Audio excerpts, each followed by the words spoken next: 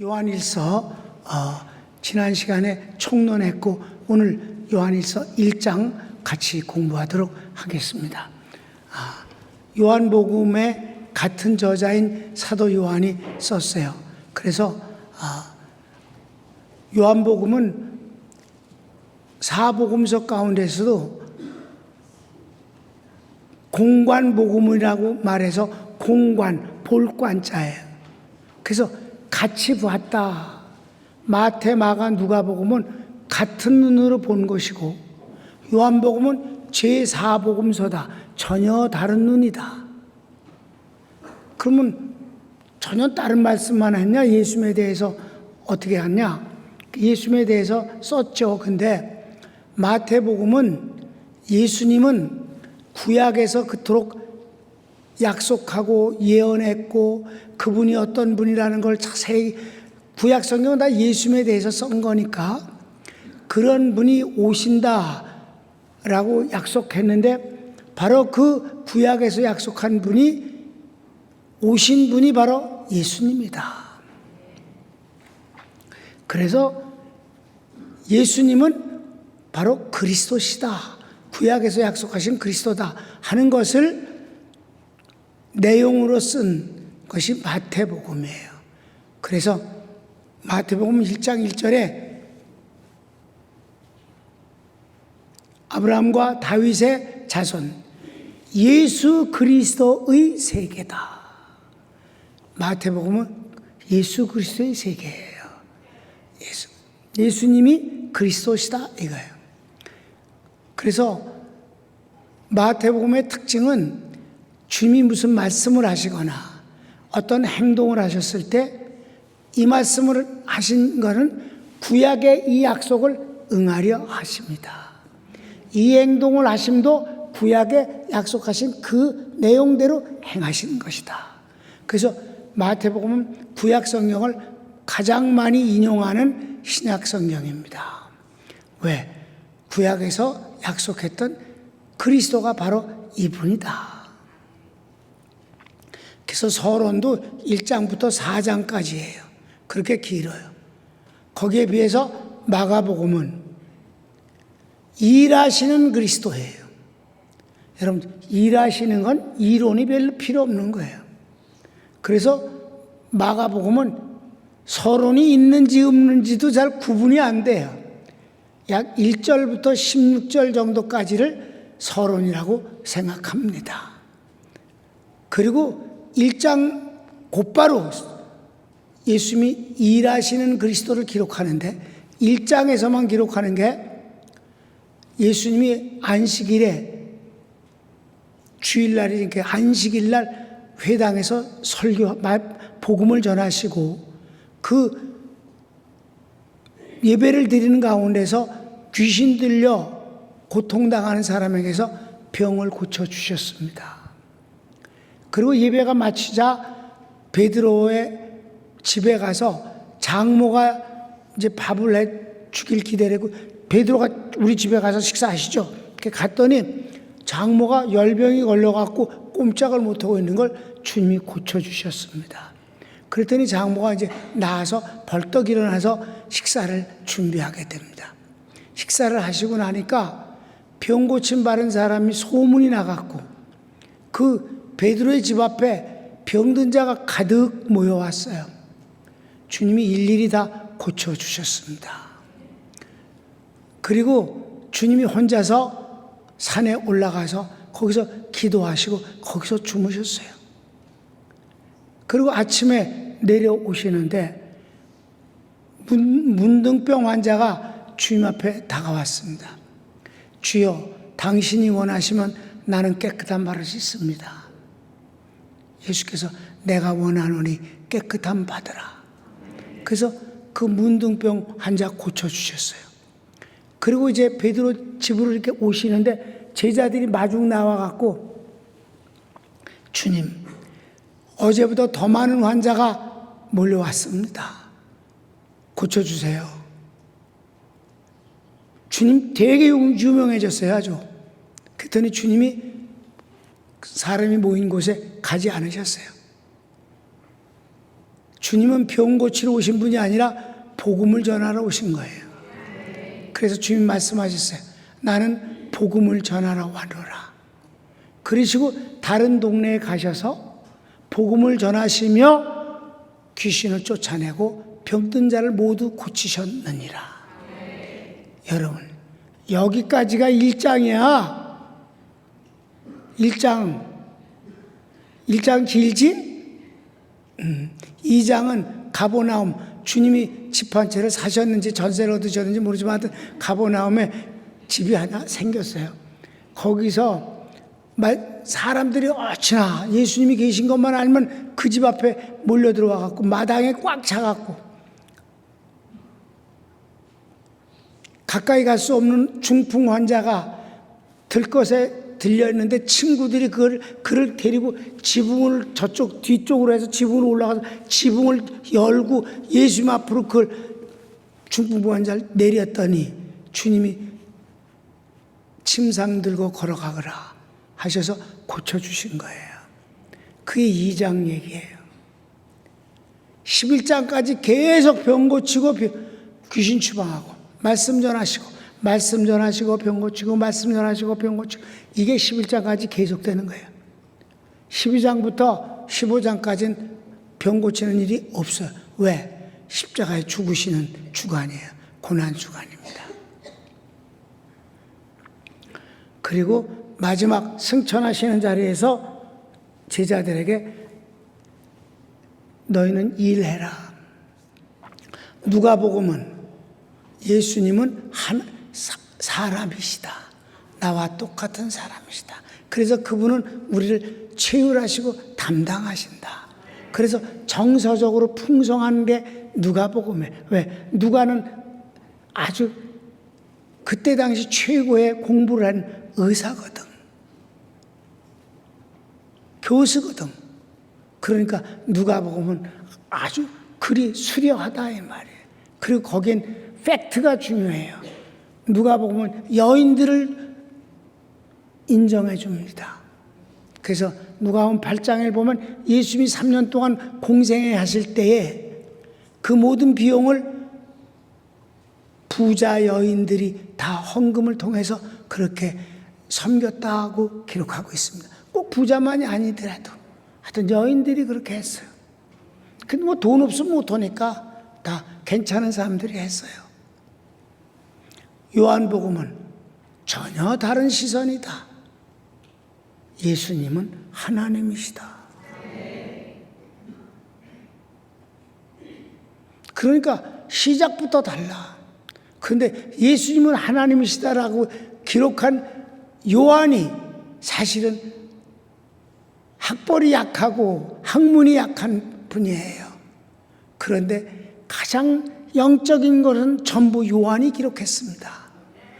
예수님은 하나님이다라는 놀라운 것과 장차 이 주님이 재림할 때 이렇게 하신다라는 이 요한 계시록을 하나님이 요한에게 계시해 주신 거예요. 아주 영적인 것이지. 그리고 요한 1, 2, 3서가 교회와 성도들에게 기록한 서신인데 여기에도 바로 아주 영적인 그런 진리가 풍부합니다. 오늘 1장은 바로 요한복음 1장과 거의 흡사한 분위기로 기록하고 있어요. 이렇게 서론을 길게 얘기했으니까 이제부터는 빨리빨리 진행하도록 하겠습니다. 1번. 생명의 말씀은 우리에게는 신앙의 근본적인 체험입니다. 요한복음 1장 1절에서 4절은 말씀의 정체성이며 본문은 우리와의 관계에서 실감하는 내용입니다. 그러니까 오늘 본문을 먼저 읽지 말고 요한복음 1장 1절에서 4절까지를 먼저 읽읍시다. 그게 말씀이 곧 하나님이고 말씀이 곧 생명이며 말씀이 곧 빛이다 하는 내용이에요. 성경을 요한복음 1장 1절부터 4절을 시작. 태초에 말씀이 계시니라. 이 말씀이 하나님과 함께 계셨으니 이 말씀은 곧 하나님이시니라. 그가 태초에 하나님과 함께 계셨고 만물이 그로 말미암아 지은 바 되었으니 지은 것이 하나도 그가 없이는 된 것이 없느니라. 그 안에 생명이 있었으니 이 생명은 사람들의 빛이라. 아멘. 그래, 이거는 선언이에요. 태초에 계신 말씀, 그 하나님은 생명이고 하나님은 빛이다. 이런 선언이에요. 그런데 요한일서 1장은 선언이신 이 하나님과 내가 어떤 관계가 이루어져서 내가 그분을 만진바다, 본바다, 아멘. 그분과 이런 관계가 되어진 실감을 고백한다. 그렇죠? 요한복음은 선언인데 그 말씀이신 하나님 예수님을 만진 바, 본 바, 아주 놀라운 기록을 쓴다 이 말이에요. 그래서 이 요한 1장 1절의 말씀을 요번 실감합니다의 주제에서 당신은 부활하신 주님을 만났습니까? 여기에서 내가 여러분에게 소개한 거예요. 그렇습니까? 그래서 실감은 뭐예요? 체험을 통해서 안다는 뜻이에요. 그래서 안다라는 신약성경의 단어는 기노스코라고 그래갖고 지식적으로 아는 게 아니에요. 들어서 아는 게 아니에요. 내가 경험을 통해서 안다. 자, 요한일서. 태초부터 있는 생명의 말씀에 관하여는 우리가 들은 바요, 눈으로 본 바요, 자세히 보고 우리의 손으로 만진 바라. 아멘. 놀라운 얘기가 아니냐. 그 하나님이신 말씀을 우리가 보고 알고 만진 바다. 그분을 안다. 체험을 통해서. 2번. 생명의 말씀이 육신이 되어 오신 분이 예수님이십니다. 그래. 그 요한복음을 먼저 읽을까? 요한복음 1장 14절.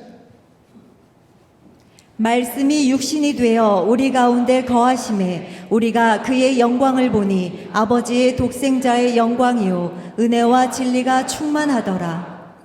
그래, 여기서 말씀이 육신이 된 게 예수님이에요. 근데 그를 보니 하나님의 영광이다. 그리고 그 영광이 어떤 영광? 하나님의 독생자의 영광이다. 독생자라는 단어는 외아들이라는 뜻이 아니에요. 독생자, 모노게네스라는 이 헬라어는 도장을 찍었다는 뜻이에요. 도장이라는 뜻입니다. 하나님이 영이시기 때문에 육체가 없으셔요. 우리가 볼 수가 없어요. 그러면 하나님을 어떻게 볼 아까 봤다고 그럴까? 만졌다고 그럴까? 모노게네스 때문에 그래. 독생자라. 도장이. 하나님이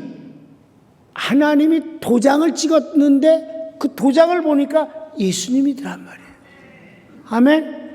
독생자의 영광이란 말은 하나님을 볼 수가 없는데 예수님이 살아계신 하나님의 영광을 보게 해주시는 증인이다. 독생자다.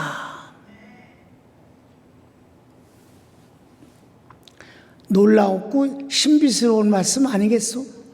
그러니까 말씀이신 그분을 본바요 만진 바라고 하는 거 아니겠는가? 성경을 읽을까? 이 생명이 나타내신 바 된지라 이 영원한 생명을 우리가 보았고 증언하여 너희에게 전하노니 이는 아버지와 함께 계시다가 우리에게 나타내신 바 된 이시니라. 예수님이지 뭐.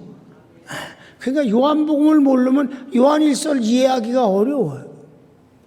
세 번째는 사도와 성도의 사귐은 하나님과 그 아들 예수님이 원인 되시고 함께 하시기 때문입니다. 이것이 기쁨이 충만한 축복입니다. 우리 교인들이 나 들어서 좋으라고 하는지는 모르겠지만 하나님의 가장 큰 축복은 제가 평강교인이고 목사님과 함께 신앙생활하는 겁니다 라는 말을 많이들 해요. 안 하는 놈 있으면 손들어. 그러니까 그런 말을 많이 한단 말이에요. 근데 이렇게 되어진 이 사도와 요한이 얼마나 그 에베소에서 목회하면서 사랑을 받았는지 이루 말할 수가 없단 말이에요. 그러니까 이 성경을 쓸 때는 순교하기 전인데 이때 나이가 100세가 가까워요. 그러니까 그 사랑하는 성도를 생각하면 생각만 해도 제가 기쁘다고 그랬어요. 항상 그 성도들을 생각하는 것만으로도 기쁘다, 행복하다. 그런 그 기쁨의 교제도 사실은 하나님과 예수님 없이 어떻게 우리가 너하고 나하고 기쁜 관계가 되겠는가? 그분이 사실은 원인이고 그분이 지금도 함께 하시기 때문에 우리의 이 교제가 행복하고 기쁘고 충만함이 아니겠는가? 자, 성경을 우리 읽을까요? 3절, 4절. 우리가 보고 들은 바를 너희에게도 전함은 너희로 우리와 사귐이 있게 하려 함이니 우리의 사귐은 아버지와 그의 아들 예수 그리스도와 더불어 누림이라. 우리가 이것을 쓰면 우리의 기쁨이 충만하게 하려 함이라. 아멘. 그러니까 주의 종과 성도는 기쁨의 관계고 행복의 관계예요. 여기서 갈등들이 있다는 건 난 이해가 안 돼, 솔직히. 아니, 그게 안 좋은 거는 뭔가 빼앗겼기 때문에, 그 손해보기 때문에 그런 거고, 뭔가 정남이가 떨어져서 그런 거 아니겠어? 근데 그럴 일이 없잖아.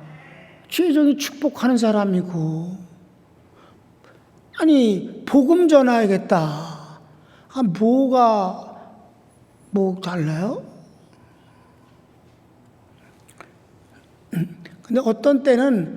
근데 주의 종이 어떤 때는 뭐 약간 섭섭하게 대할 수도 있겠지. 그건 앞으로도 여러분이 그런 경우에 그 염치 없이 행하지 말고 기본과 상식선에서 이렇게 처신을 하기를 바라서 하는 소리예요. 시작. 하나님은 빛이시며 어둠이 전혀 없습니다. 그러므로 하나님과의 사귐에는 거짓이 있을 수 없습니다. 그럼 거짓은 사랑이 아니야. 사랑은 절대 진실하고, 그러니까 거짓이 없는 거야. 진실한 거야. 사랑은 진실한 거야.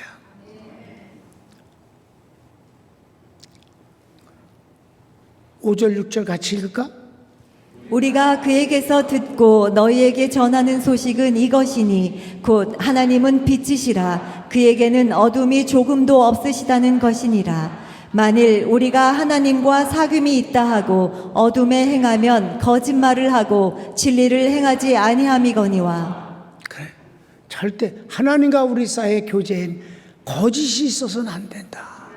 왜? 주님은 거짓이 전혀 없는 분이에요. 그래서 예수님의 생애를 연구했을 때 내가 거짓을 그렇게 싫어하는 거예요. 예수님은 거짓말에 대해서 대꾸를 하신 적이 없어.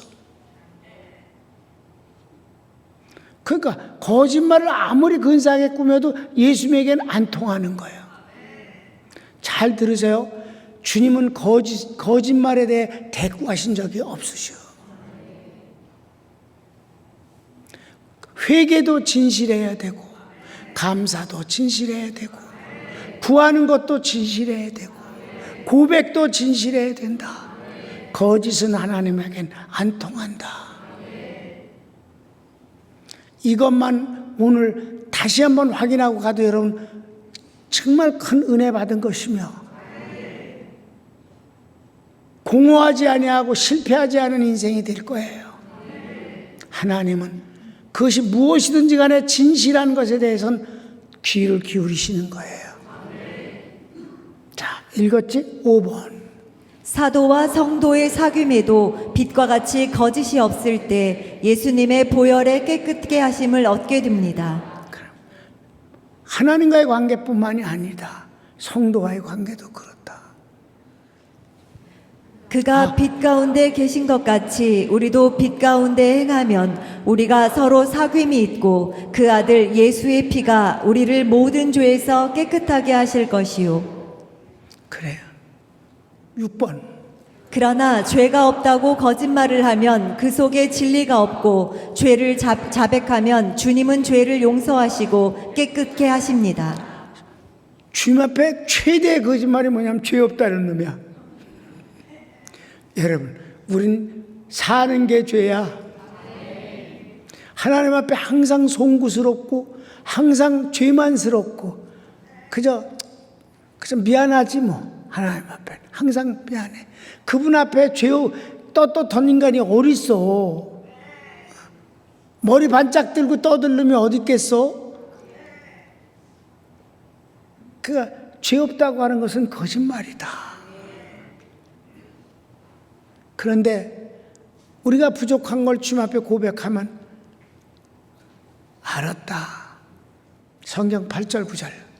만일 우리가 죄가 없다고 말하면 스스로 속이고 또 진리가 우리 속에 있지 아니할 것이요 만일 우리가 우리 죄를 자백하면 그는 미쁘시고 의로우사 우리 죄를 사하시며 우리를 모든 불의에서 깨끗하게 하실 것이요. 아멘. 그러니까 여기 요한일서에서는 예수님이 하나님이신데 하나님 우리를 위해서 이렇게 오셨다. 그럼 그분과의 관계가 어떻게 돼? 진실해야 된다. 거짓 갖고는 접근하지 말라. 성도와 목사님 관계에도 진실하라. 그럼 그 기쁨이 충만하게 된다. 하나님 앞에 거짓말은 죄 없다는 것이니까 절대 그러지 말고 그 진실하게 죄를 고백하면 그분이 우리를 사하시고 평안케 하시고 깨끗게 하신다. 마지막 7번. 만일 우리가 범죄하지 않았다고 하면 하나님을 거짓말하는 분으로 만들고 하나님의 말씀이 전혀 없는 자입니다. 우리가 나 범죄하지 않았다고 하면 하나님을 거짓말쟁이로 만들어. 하나님은 죄를 드러내시는 분이니까. 하나님을 거짓말쟁이로 만들 만큼 용기 있는 놈이 어디 있겠어. 그리고 그런 인간은 하나님 말씀이 그 속에 없는 자예요. 자, 마지막 10절.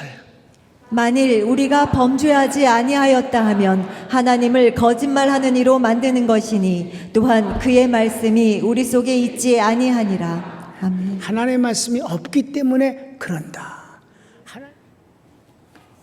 손을 모읍시다. 사람은 속일 수 있어요. 하나님은 속일 수 없습니다. 그런데 여러분, 하나님은 우리를 속이지 않으셔요. 그래서 그분 정말 너무 좋은 분 아닙니까? 그분과의 관계가 행복한 거예요. 그럼 그분과 관계 행복하려면 어떻게 돼? 최소한 내가 그분을 향해서 거짓말은 하지 말아야 된다. 같이 주여 한번 부르기도 합시다. 주여